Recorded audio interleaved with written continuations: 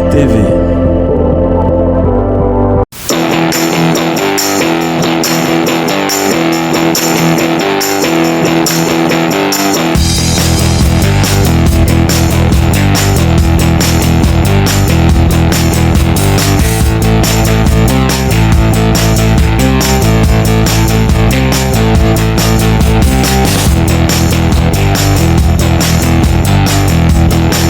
Alors, merci encore de faire confiance à Duchenne TV. Nous sommes donc là avec deux experts du football portugais.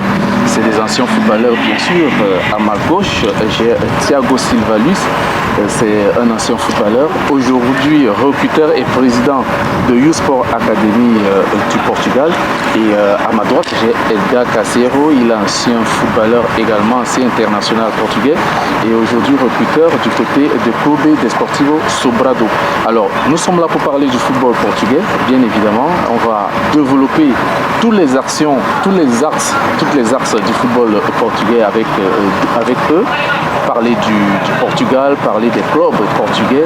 Et évidemment, on va évoquer leur parcours en tant que footballeur.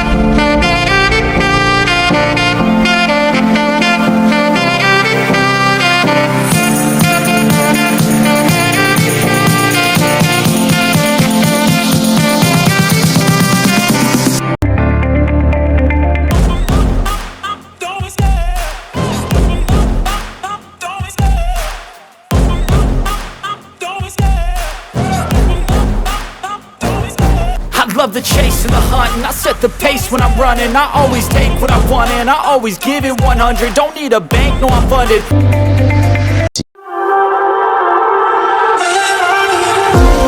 GFM TV.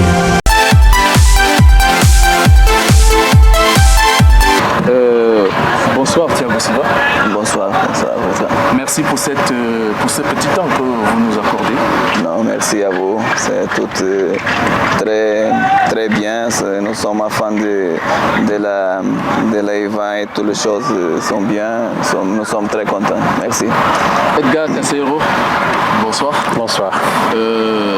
Vous êtes bien arrivé ou vous êtes... Oh, parfait, phénoménal. Phénoménal. L'organisation, la personne, tout complet. Alors, Edgar, moi je vais commencer par vous poser la question. Vous avez joué au football, oui, beaucoup, à Benfica, à Valencia, oui, et également à l'équipe nationale du Portugal. Oui. Parlez-nous un peu de votre parcours de football. On pensait à une équipe petite de Porto, une équipe de Matosinhos, qui est la cité de Thiago et moi cité. Et c'est beaucoup de joueurs, beaucoup de 100 ou 200 joueurs et moi, n'a pas d'argent, de rien. C'est justement le football et il était écolaire. Et après,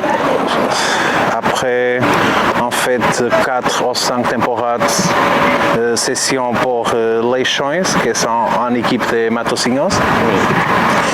Et la Fédération portugaise de football m'a invité à jouer avec Portugal le premier match.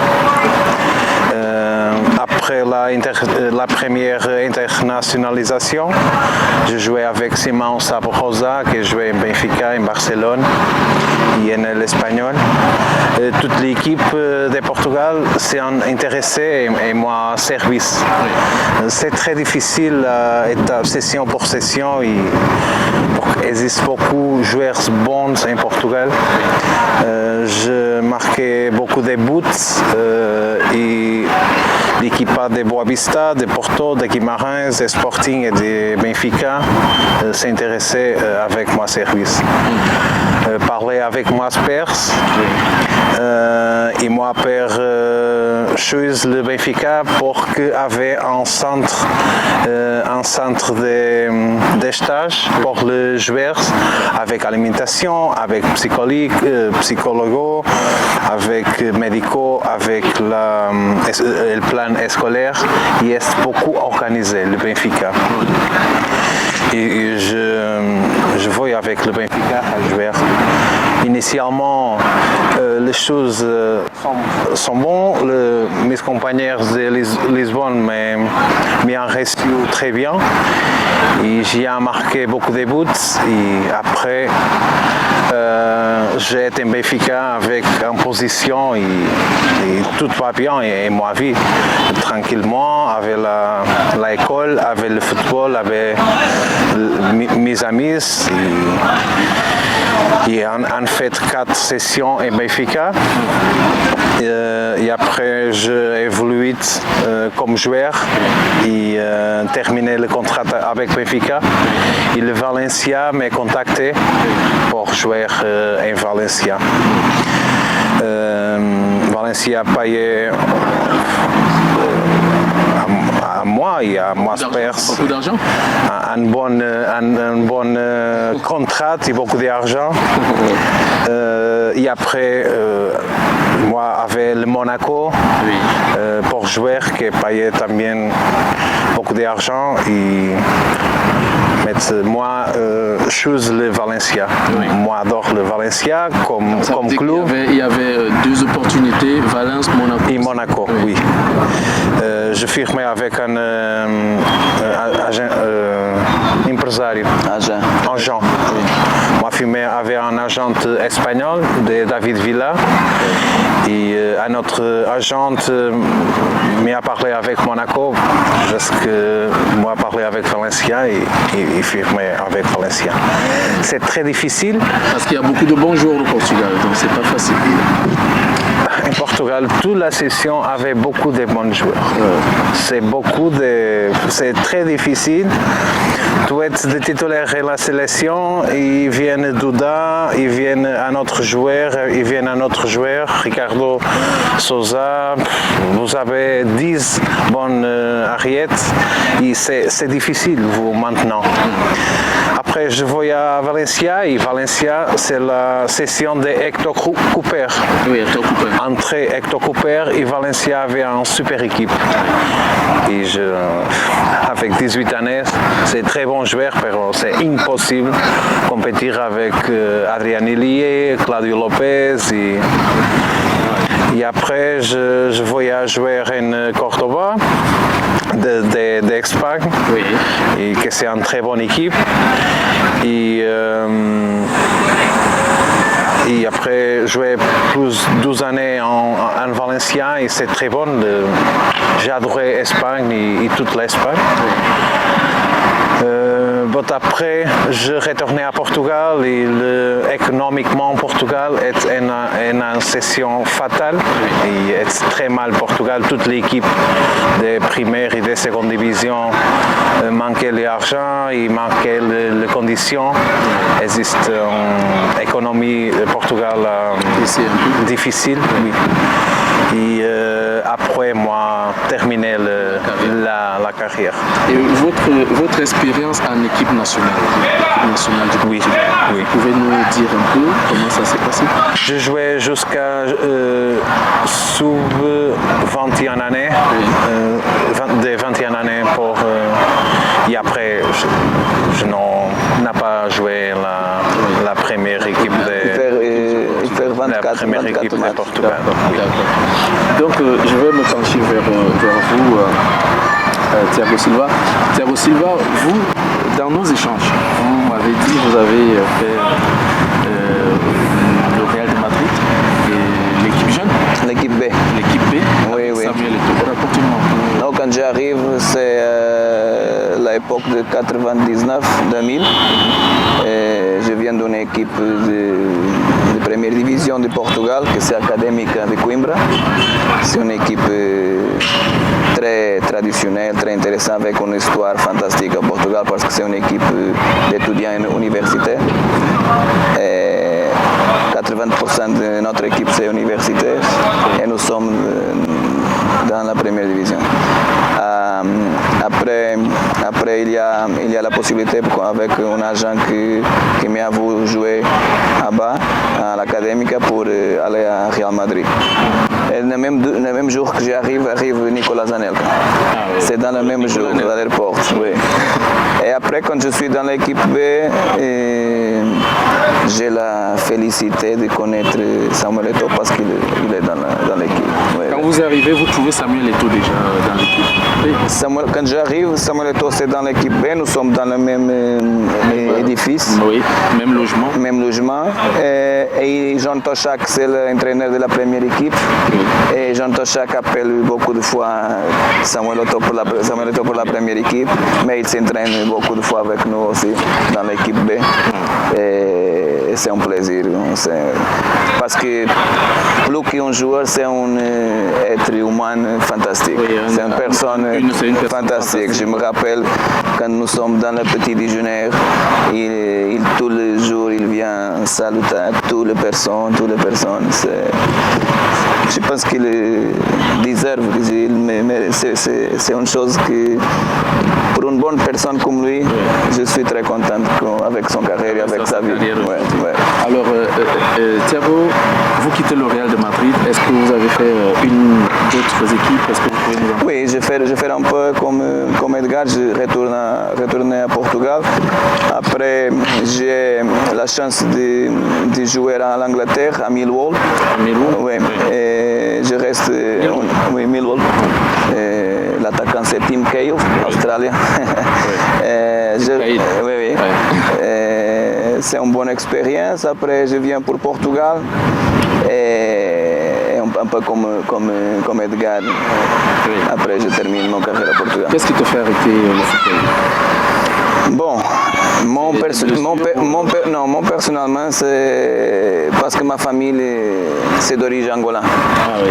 D'origine Angola et pour le football, il y a beaucoup des années que je suis à l'extérieur de la famille, de mes pères. Voilà. C'est pour ça que j'ai choisi, quand je termine le football, Angola.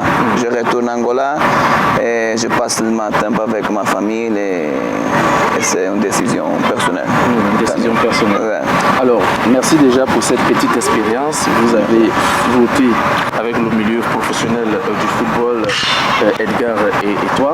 On va essayer de parler, Edgar, du football portugais. Le football portugais. C'est quoi la spécialité, l'identité du football portugais? Le football portugais, après deux personnes beaucoup d'importantes, que c'est Carlos Queiroz, l'entraîneur, et Nelo Vingada, parce que Portugal avait le sous-premier titre en Arabie Saoudite. Son premier titre. Oui, c'est le premier titre de l'école de Portugal. Oui. Ils sont deux ou trois personnes très bonnes en les équipes du Portugal qui ont construit les structures pour jouer. Portugal est en tous les Européens de 16 années, 18 années, de 20 années. Oui. Et Portugal alors avait une qualité qui avant n'a pas exceptionnelle. Je ne crois que Portugal est en tous les Européens, tous les mondiales. Portugal c'est une équipe, un pays normal. C'est très difficile en européen ou en mondial. Et Carlos Queiroz, Nelo Vingada et la Fédération portugaise de football ont fait beaucoup de bon travail. Ils sont les personnes essentielles pour former comme personne et comme joueur. Le premier joueur, c'est Luis Figo, João Pinto, était en sélection.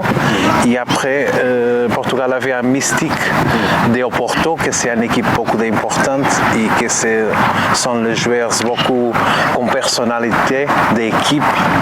Et Portugal avait un mescle de bonnes équipes et de bons joueurs. Et après 90, Portugal, maintenant je jouais en 96 en européen et gagné avec la France. Oui. Un autre non joué pour être mon équipe de 98 en Suède et gagné.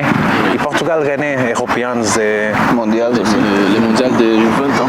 Oui, le mondial de Riyad, le mondial de Portugal, alors, Italie et Espagne gagnaient toutes. Et Portugal jamais gagné de rien. Et Portugal s'est équilibré à Espagne et à Italie comme formation. Alors Portugal est meilleur qu'Italie. Portugal est similaire à Espagne, comme l'équipe des jeunes. Oui. Thiago, le Portugal, parfois on appelle les Portugais, ce sont les Brésiliens de l'Europe. Est-ce que vous êtes d'accord avec cette expression au niveau du football, bien sûr? Bon, ça c'est une expression qu'il y a beaucoup de temps. Je pense que oui, nous sommes un peu les Brésiliens de l'Europe parce que techniquement nous sommes très forts. Nous avons les magiciens, les joueurs de l'Europe. Parce que c'est normal, parce que quand nous allons parler des équipes nationales plus fortes de l'Europe, l'Angleterre, l'Italie, l'Espagne, la France, l'Allemagne, et bien sûr, il n'y a pas de joueur qui fait la même chose que les Portugais. Non? Faire les autres choses bonnes, ils ont d'autres choses très, très, très meilleures que le Portugal, mais il y a comme tu dis, un peu de Brésil, un peu de parfum, un peu de parfum dans les joueurs portugais, que c'est pour ça que cette expression, c'est une expression que nous sommes les Brésiliens de l'Europe. Ouais. Justement, on a vu des joueurs emblématiques comme Eusebio, Rui Costa, faire des choses extraordinaires avec le ballon. Luis Figo, Cristiano Ronaldo aujourd'hui que tout le monde connaît. Ces joueurs-là, quand ils arrivent à ce niveau, est-ce qu'ils apprennent ça dans les écoles ou alors c'est juste quelque chose d'inné? Bon, tu parles d'un joueur que je pense que tous ces joueurs que tu parlais sont joueurs qui sont sont nés avec le football dans les jambes. Vient de le génie. Mais il y a un joueur que tu parles que c'est Eusébio. Oui. Eusébio vient de Mozambique, une ex-colonie portugaise pour Lisbonne. Et c'est complètement différent parce que Eusébio c'est le roi. C'est un joueur qui va passer 200 ans ou 300 ans. C'est comme Pelé, oui. C'est comme Maradona, c'est comme... Inégalable. C'est un joueur que c'est difficile de trouver. Comment dirais-je, de le comparer aux autres. Oui. Par exemple, tu parles de Rui Costa, tu parles de Luís Figo. Je te peux dire que c'est comme Edgar a dit, que le professeur Carlos Queiroz et Nelo Vingada changent le football jeune de Portugal avec Luís Figo, aussi, Rui Costa, João Pinto, Vitor Bahia, Jorge Costa, Fernando Couto. Il y a beaucoup qui sont champions du monde. Mais on peut parler de Figo, on peut parler de Rui Costa parce que c'est formation. Oui, ça c'est formation, c'est travail. Par exemple, pour Portugal gagner un mondial avec Figo, Rui Costa, comme ils ont gagné, ils travaillent 5 ans ou 10 ans avant avec les petits joueurs. La même équipe, le même professeur, que c'est le mentor, c'est Carlos Queiroz et Nelo Vingada, qui font un parcours très, très intéressant. Alors, Edgar, on a eu le parcours du Portugal, 8 participations au Coupe du Monde, 3e en 1976, donc ils ont joué les demi-finales, et 8 participations à l'Euro, vainqueur en 2016. Et je veux demander avec toute cette histoire du football, je ne veux pas encore parler de club, je reste encore au niveau de l'équipe nationale. Pourquoi le Portugal n'arrive pas à gagner la Coupe du Monde? C'est quoi le problème? Portugal, c'est un pays de 10 millions d'habitants. Portugal a fait un petit pays. Portugal a fait beaucoup pour la condition d'argent qu'il y avait. Portugal n'a pas un pays riche. C'est un pays qui, en Europe, le salarié de Portugal, c'est le plus bas d'Europe. Économiquement, oui. N'a pas un pays qui avait beaucoup d'argent, comme l'Allemagne, comme France, toute la condition, comme Angleterre. Angleterre avait tout l'investissement et tout. Par exemple, au Porto, Sporting et Benfica, uniquement formé joueurs pour gagner de l'argent pour continuer. C'est impossible Porto non vendre joueurs, c'est impossible. Par exemple, le Barcelone, ou le City ou le Paris Saint-Germain vont recruter les meilleurs joueurs de Porto, de Benfica et de Sporting. Jusqu'à la sélection, c'est parfait. C'est les entraînements, c'est beaucoup de bons entraîneurs en Portugal. Je crois que les meilleurs entraîneurs du monde, alors c'est de Portugal. C'est de Portugal. Et tous les joueurs sauf le que va faire, le mouvement et tout, c'est tout en la tête. L'intelligence. Si tu vas à la sélection, l'entraîneur te va dire, tu vas ici, c'est ici est le ballon, tu es ici, c'est bien d'ici, tu vas là, et tout est dans la tête. En la tête. Yeah. Et c'est très bon, c'est un travail beaucoup exigeant. La fédération évolue beaucoup économiquement pour gagner beaucoup d'Européens et tout. Il y a entré beaucoup d'argent et la fédération a fait le campus d'entraînement. Il y avait beaucoup de conditions pour les joueurs. Alors, on doit 3-4 années. La fédération est phénoménale à niveau des conditions. C'est les pays d'Europe qui avaient plus de conditions pour gagner beaucoup. Et alors la fédération est très bien d'argent, d'événements, des joueurs, des organisations. Portugal est phénoménal. Thiago, je vais te poser la même question. On a eu des générations, Eusébio, Rui Costa, Luís Figo, aujourd'hui Cristiano Ronaldo qui est aussi en train d'aller à la retraite. Aujourd'hui, ces joueurs n'ont pas pu donner une Coupe du Monde au Portugal.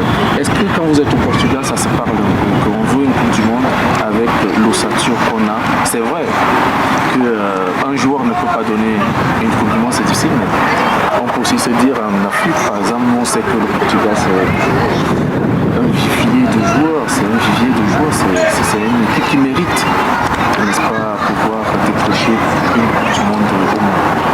Bon, je pense que c'est seulement que l'unique chose qui manque à Portugal, c'est la Coupe du Monde. Nous gagnons la Coupe d'Europe et toutes les personnes pensent que c'est impossible. Sur la France et en France, c'est très difficile. Mais je pense que Portugal, c'est dans les 5-6 meilleures équipes du monde. Et pourquoi on ne peut pas gagner la Coupe du Monde? Je crois que nous avons la même chance que les autres 4-5 équipes qui sont traditionnelles. Mais je pense, même nous avons une équipe, l'équipe nationale c'est très forte là, qui va pour la Coupe du Monde parce que nous avons beaucoup d'expérience, Pep, Rui Patricio, Cristiano et beaucoup de jeunes aussi, Félix, Guedes,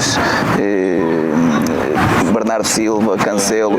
Nous avons beaucoup de mix que je pense que on va faire. Je ne sais pas si on va gagner, mais je pense qu'on va loin. Je pense qu'on va loin. Voilà. Alors, chers abonnés, on a terminé la première phase de cet échange avec nos invités, Edgar Cassiro à ma droite et puis Thiago Silva Luis à ma gauche. Je marque juste une petite pause de publicité et puis on revient derrière pour avancer.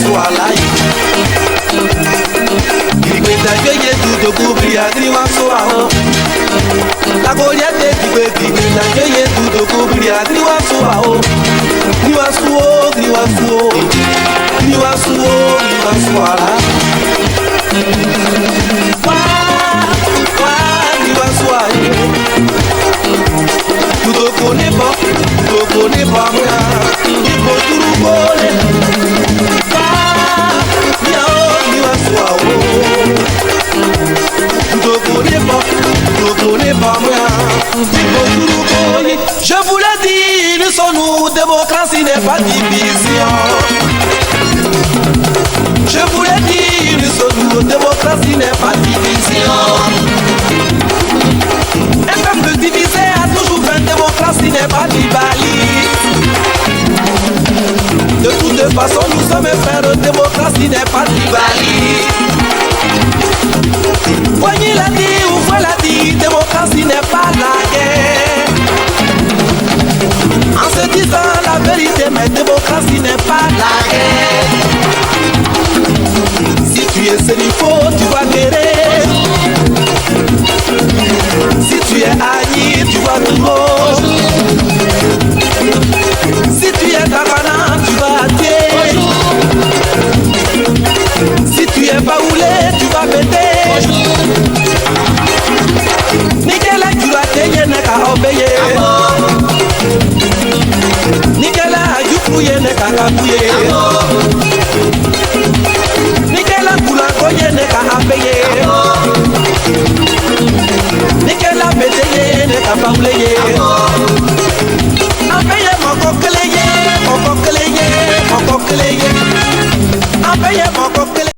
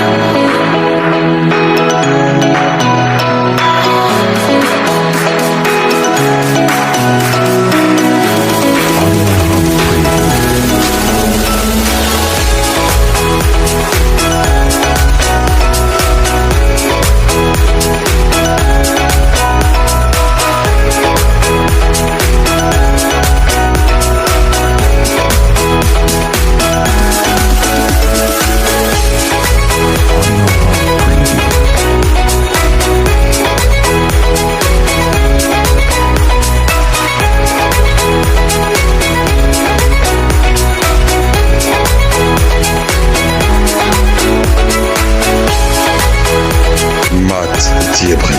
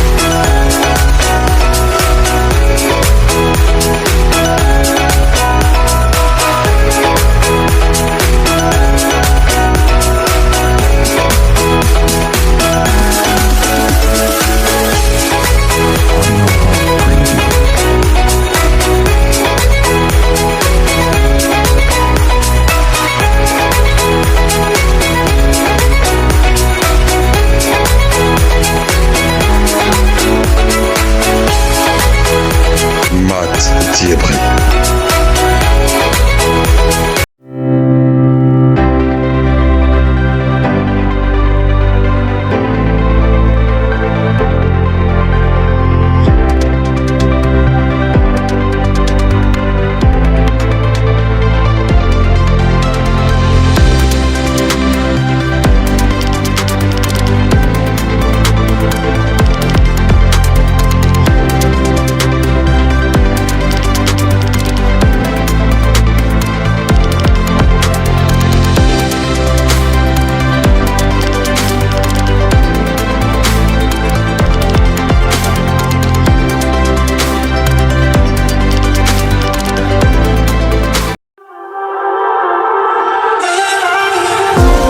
GFM's TV.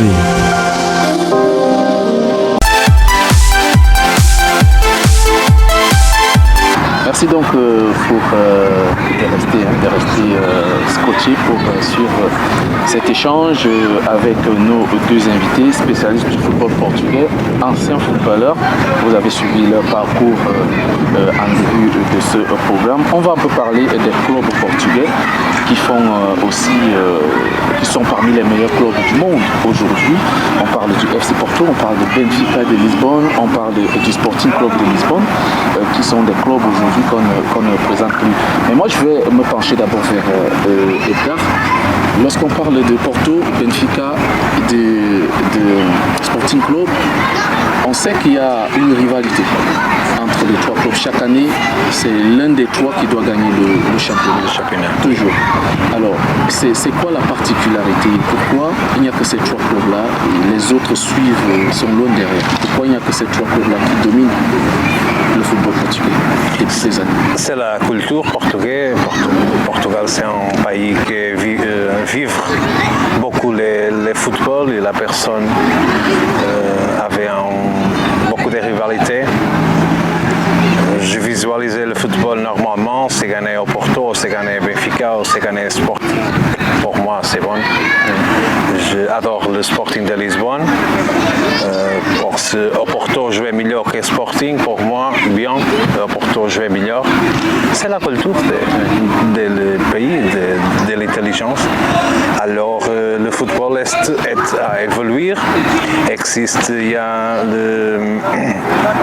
la marcation des loueurs de camarotés que je payais l'un des prix, sont autres personnes qui voient la haute société à visualiser le football. Et il va changer. Le FC Porto avait un changement de toute l'afition. De l'afition. Alors c'est un club plus qu'on personne très bien et qui est bien socialement, et c'est un club qui a évolué beaucoup. Oui. Aujourd'hui, la différence c'est quoi entre le Porto et Benfica? C'est quoi la différence? Aujourd'hui, c'est un moment. Au Porto avait un très bon entraîneur, avait beaucoup de force en tous les joueurs, toutes les parties. C'est la mystique de Porto. Tu vas visualiser l'équipe de Benfica avec meilleurs joueurs qu'au Porto. Au Porto, c'est très fort. Au Porto et Sporting, alors, c'est très fort. Pourquoi? Je crée pour les entraîneurs. Sporting avait Ruben Amorim, qui a fait un très bon travail. Et au Porto avait Sergio Conceição, qui a fait un phénoménal travail pour les joueurs qui avait. Alors, Porto n'a pas d'une équipe beaucoup de spéciale, des noms comme Deco, comme Maniche, comme avait une équipe phénoménale avec Mourinho, Costinha, Deco, c'est une excellente équipe. Alors, Porto avait une équipe normale, quand l'argent que le club donnait à l'entraîneur, à Sergio Conceição, et en fait, très bon championnat au Porto, quand les joueurs qu'il y avait. Aujourd'hui, Thiago, le Benfica, dans mes archives, semble l'équipe la plus titrée. Pardon? Le Benfica semble l'équipe la plus titrée du Portugal. 37 fois champion du Portugal, le Benfica. Par contre, le Porto. Ah, c'est l'équipe plus riche? Plus titrée, avec les titres. Ah, plus titre? Non, l'équipe avec plus titre au Portugal, c'est Porto. C'est Porto? C'est Porto. D'accord, je me suis trompé. Non, c'est Porto. Dans mes archives. Alors, le Porto est l'équipe la plus titrée, et l'équipe la plus suivie aussi, qui a beaucoup plus de supporters. Mais non, les supporters, non. Supporters, c'est Benfica.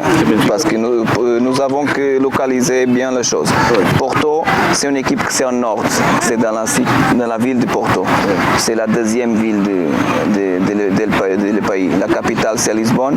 Et il y a Sporting et Benfica, qui sont 3 km de distance du stade. La rivalité, c'est grand, mais Benfica et Sporting.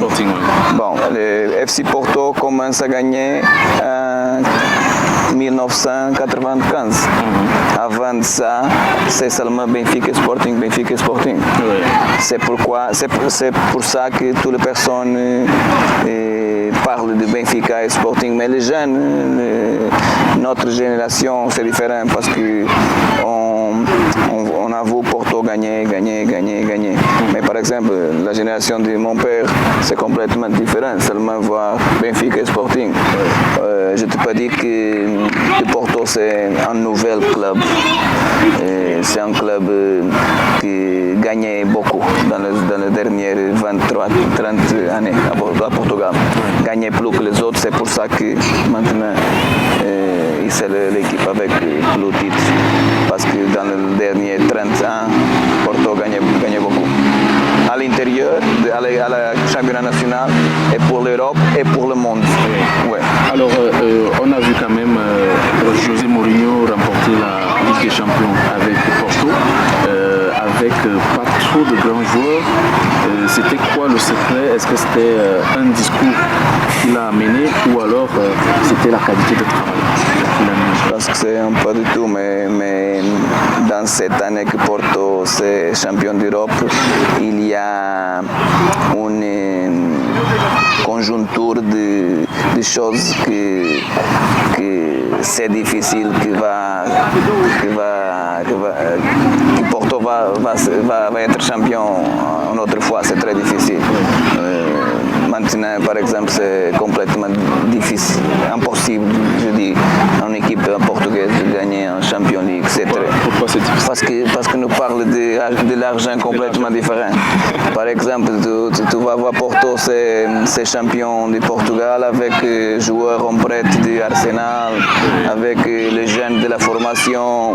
Et bon, mais Porto fait bien les choses dans la Coupe d'Europe, les Champions. Mais après, quand nous sommes à la carte finale, ça commence à être difficile. Dans cette année que tu parles de Mourinho, les choses sont complètement différentes parce que Porto avec une mentalité très forte, des joueurs que Mourinho, quand arrive à Porto, vient avec lui, portugais, beaucoup de portugais aussi, et il choisit très bien le joueur. Et Porto change complètement avec Mourinho parce que Porto gagnait beaucoup de l'argent quand gagnait la Champions. Parce que vendre Ricardo Carvalho, Paulo Ferreira, Nuno Valente, Bozingua, il y a beaucoup de joueurs à vendre après. Et Deco, Maniche, tous les joueurs pratiquement sont vendus. Et je pense que Mourinho, il y a beaucoup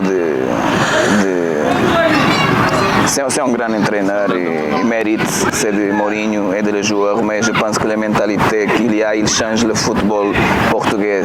Une fois, plus un autre entraîneur nous parle du professeur Carlos Queiroz, de légende, et je te peux dire que Mourinho change le football portugais aussi. Et Edgar, quand on parle de Mourinho, on veut s'arrêter là parce qu'on ne peut pas faire un programme sans parler de Mourinho. C'est Special One, c'est un entraîneur emblématique.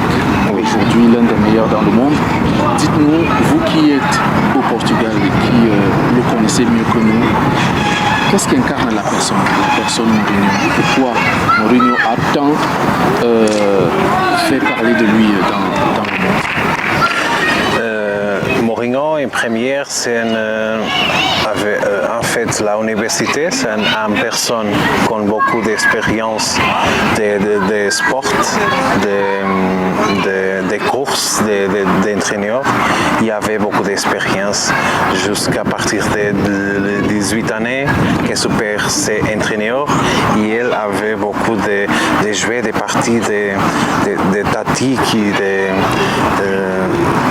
à los 18 années à faire tout d'entraîneur. Elle adore le football. Et c'est beaucoup d'intelligence, tous les joueurs et tout. Et il a beaucoup appris auprès des autres parce qu'il était à Barcelone en tant qu'assistant. Oui, en tant qu'assistant. Il a pris le temps d'apprendre avant maintenant de commencer à... Mourinho avait en tête spéciale. C'est beaucoup d'intelligence. C'est une personne beaucoup d'intelligente. Le joueur qui jouait avec elle avait une très bonne communication. C'est le joueur avait un problème de famille. Parlait Mourinho, moi femme, ok, tout nouveau entraîneur avait une confiance. Et les joueurs qui sont les joueurs qui jouaient en Benfica et au Porto m'ont dit que Mourinho, tu avais un problème personnel, c'est la première personne que tu vas parler avec elle à passer une situation familière spéciale et tout. Et c'est le meilleur ami de les joueurs. Oui. Et les joueurs restent complètement ouverts à Mourinho. C'est une chose que c'est le premier entraîneur qui avait sa communication avec les joueurs. Et justement, Thiago, on a vu cette communion, cette façon de se comparer de Mourinho parce qu'il a entraîné beaucoup de joueurs africains, Didier Drogba, Samuel et tout. Ils ont eu le même discours, c'est-à-dire Mourinho c'est comme un père de famille. À chaque fois qu'il y a un souci, il vient vers toi et il te demande ce qui ne va pas. Est-ce que un monsieur qui n'a pas joué au football, comme Mourinho, on ne l'a pas connu comme footballeur, mais comme entraîneur, il a mis tout le monde d'accord. Est-ce que c'est le fait, n'est-ce pas, de savoir parler aux joueurs, de savoir mettre un joueur en confiance qui peut aussi faire de lui l'homme qu'il est aujourd'hui? Oui, je pense que tu es correct. Et Mourinho, il travaille, je pense que c'est le premier, je ne peux dire que ce n'est pas le premier, mais c'est le premier entraîneur qui travaille beaucoup la mentalité des joueurs.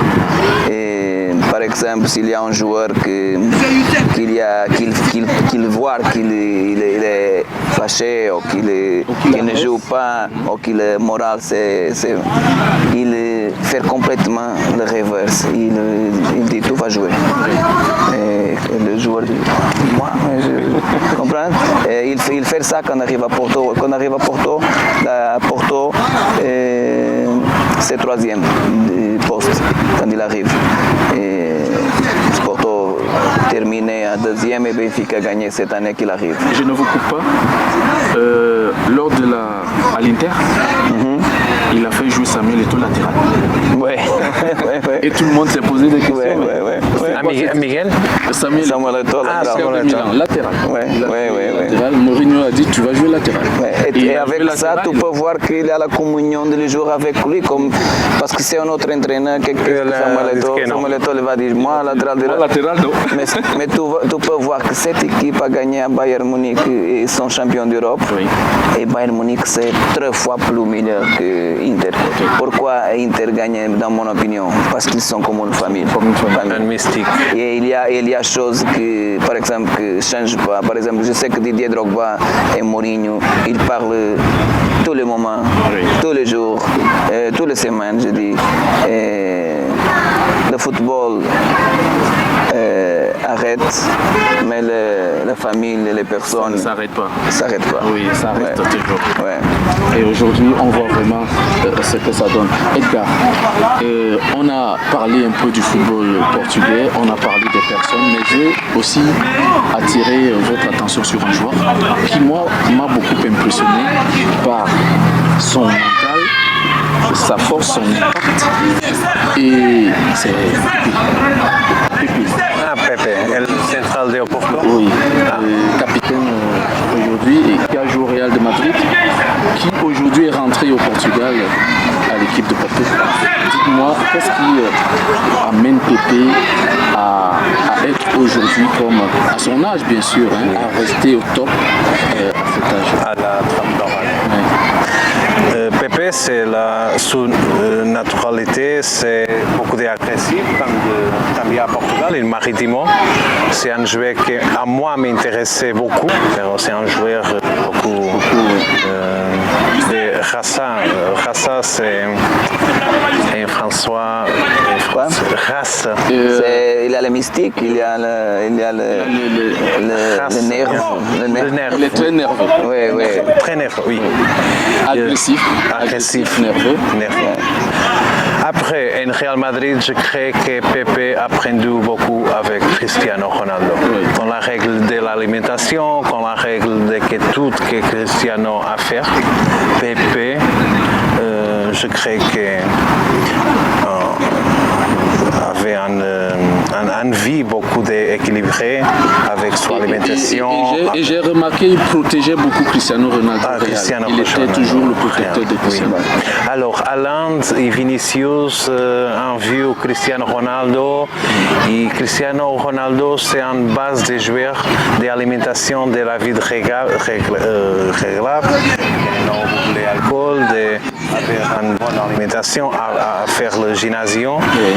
Et avait d'autres joueurs comme Mbappé, comme Vinicius, comme Haaland, qui ont seguiu la vie que Cristiano en fait. Et Pepe jouait beaucoup d'années en Real Madrid. Il a pris l'hygiène de vie. L'hygiène de vie que Cristiano avait. Sinon, c'est impossible. À 39 années, Pepe jouait bien. Non, Pepe non jouait. Pepe jouait bien. Et c'est le meilleur défenseur con 39 années. C'est impressionnant. Tout à fait. Oui. Tout à fait. Alors, on tire vers la fin de cet entretien. On a encore quelques minutes à passer ensemble. Nous, on continue d'apprendre beaucoup de vous sur le football portugais, mais on va faire un petit tour en Afrique. Ok. Parce que vous avez un côté angolais. Oui, c'est vrai. Donc, c'est important de parler un peu aussi de l'Afrique. Le football africain aujourd'hui, malgré les joueurs qu'il a eu, Samuel Eto'o, Roger Mila, Didier Drogba, aujourd'hui Mohamed Salah, Sadio Mané sont là, tarde encore à suivre le pas des équipes européennes ou des sud-américaines. En tant qu'observateur, qu'est-ce que vous pouvez constater comme problème pour le football africain aujourd'hui? Je pense que le grand problème, problème, c'est la formation. C'est la formation, parce que nous avons grands joueurs à l'Europe parce qu'ils travaillent avec les installations sont complètement différentes, le centre de stage, les académies sont complètement différents. Et pour moi c'est un peu triste parce que je pense que le football c'est mondial et c'est pour tout, mais en Afrique il y a de grands joueurs et je pense qu'il y a beaucoup qui méritent, mais c'est difficile. Mais je pense que le grand problème c'est la formation. La formation, les entraîneurs, je pense qu'ils ont qu'à avoir plus de formation. Je pense que, je te vais dire une chose que c'est pas bonne, mais je pense que la corruption existe, la corruption existe. Et je La pense, tricherie aussi, peut-être. Hein? La tricherie. Oui. Au niveau des âges. Parce qu'on parle Oui, mais je pense que de ne pas tricher au niveau des âges. et je pense que ça, c'est une chose que c'est très mal et si tu n'as pas d'installation, si tu n'as pas de personnes correctes, si tu n'as pas de formation, et si tu te vas vendre comme entraîneur de formation, la chose c'est difficile. Bon, je pense que c'est ça, c'est les installations, c'est les académies. Je pense que les gouvernements travaillent un peu sur ça. L'argent existe et les personnes qui sont dans le monde, le ministère des sports, les pays africains, la fédération, ils ont que travailler comme ça. Ils ont que penser qu'il y a l'argent que c'est pour ça, il y a l'argent que c'est pour les jeunes, il y a l'argent pour faire les installations, les formations des entraîneurs, c'est les formations des directeurs, les formations des agents. Tout ça, c'est très important. Sinon, on va continuer avec la même chose. Edgar, la Coupe du Monde arrive dans quelques mois. Les équipes africaines vont participer à la Coupe d'Afrique du monde. Est-ce que vous voyez une équipe africaine atteindre même les demi-finales la prochaine? Je crée Sénégal, Maroc ou Égypte.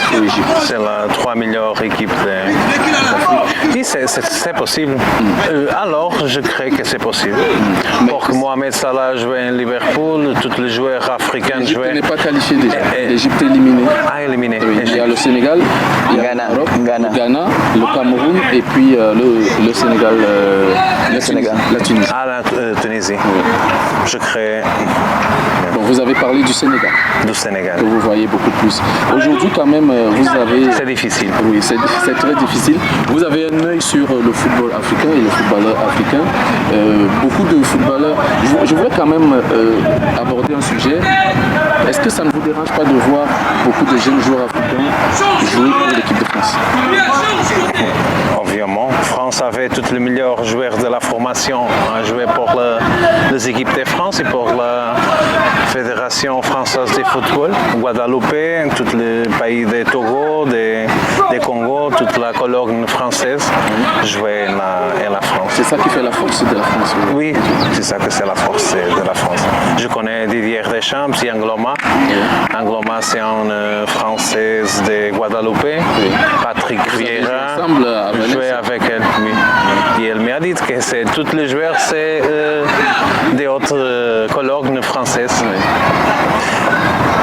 Mais c'est important les joueurs africains ir à Europe. Europe, c'est différent, des mentalités, de tout, des respects.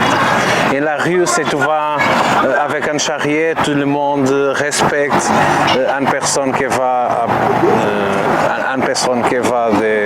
des pions avec beaucoup de respect, tout le monde pour tout le monde. Je vois une cité de Maroc que toute la personne va et n'a pas de respect pour la société. C'est une question de... Il y avait beaucoup de différences sociales dans les pays africains. Beaucoup de riches et d'autres beaucoup sans possibilité pour faire une vie normale.